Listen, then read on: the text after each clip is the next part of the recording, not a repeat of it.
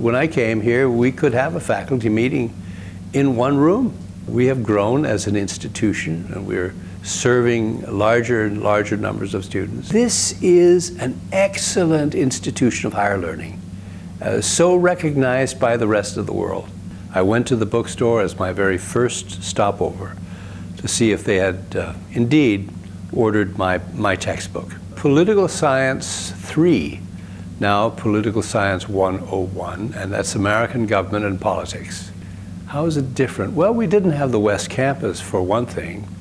That was a distant dream. We were thinking about it, and shortly after that, they purchased this property where we are now, and began building a footbridge across the campus.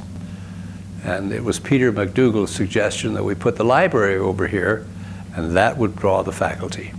At the time, we were located in what was called the Social Science Building, which is where we currently have a parking lot.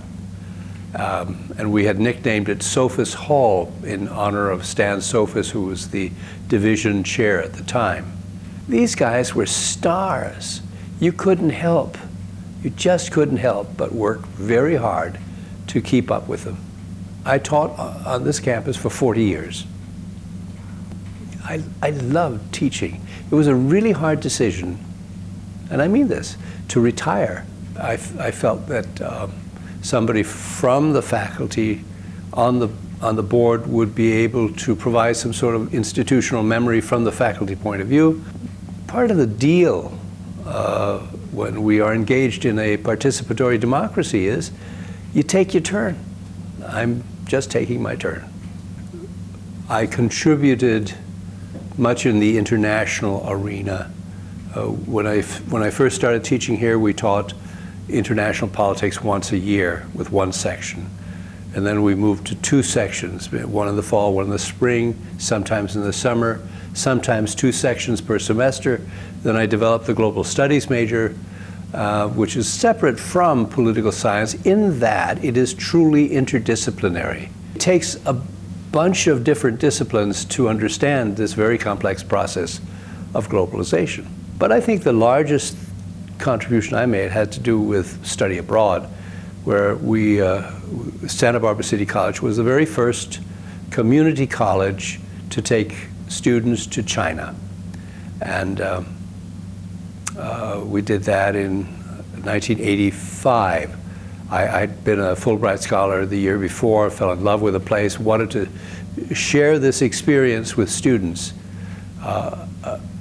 And what I learned as a consequence of many years of doing that was that students were suddenly in class 24/7. There was always a bombardment of input that had to be explained. Either they explained it, their colleagues explained it, or I would explain it. And there's no education quite like it. Students need to unpack not just their stuff, but their emotional attachment to where they came from in order to fully appreciate where they are and what they can learn from that setting. One of the additions that we made early on was to invite international students to come to our campus.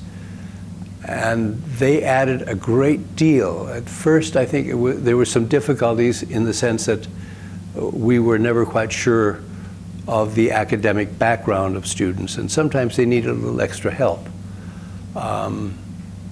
Today's international students are extraordinarily well prepared, and they add a great deal to what happens in the classroom.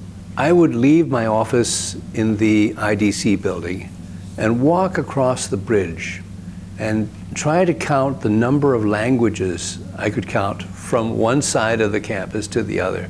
I think one time I had 11 different languages spoken.